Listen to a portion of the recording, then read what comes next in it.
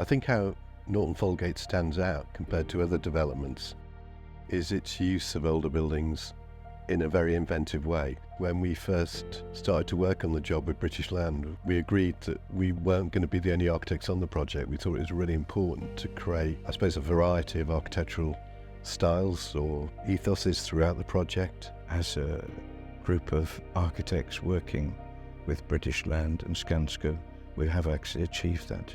We agreed as joint architects that all the buildings would be brick, but we'd all use slightly different types of bricks, so it didn't look like it was one homogeneous project. We chose 3 architects, and that's what led us to Morris & Company, who had a great reputation for doing unusual additions to older buildings.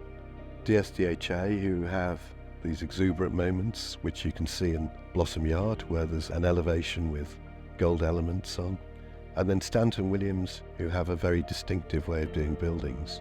Because of the location of our site specifically, which is Elder Yard, what we're mediating is between the high-rise on the other side of Shoreditch High Street, which is the Broadgate development, and the heritage buildings of Spitalfields.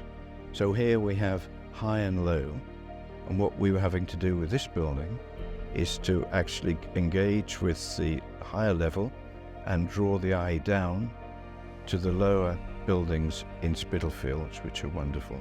So what we created was this stepped building made out of brick, and that stepping allowed us to create terraces on every single floor of the building. There are lovely warehouse buildings here. They retain the grain of the site, the character of the street. I think it helps actually with the proportions of the street itself. You'll see where the sort of richness of the brick responds from one side of the street to the other. I want it to look like nothing's happened here. When you walk round, there's some very clever small interventions that East have done, whether it be the tree or certain bollards they picked that look historic but aren't.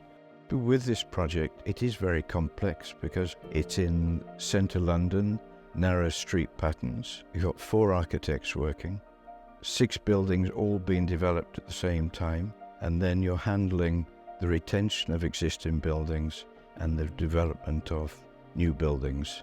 So when you take an old building, what you've got straight away is history. You've got the history of the street, you've got the history of that building itself, but also you get the textures. And what we tried to do here is mix that with very new elements. And so you get this fantastic accent of new against old. And you can't recreate that in a brand new building.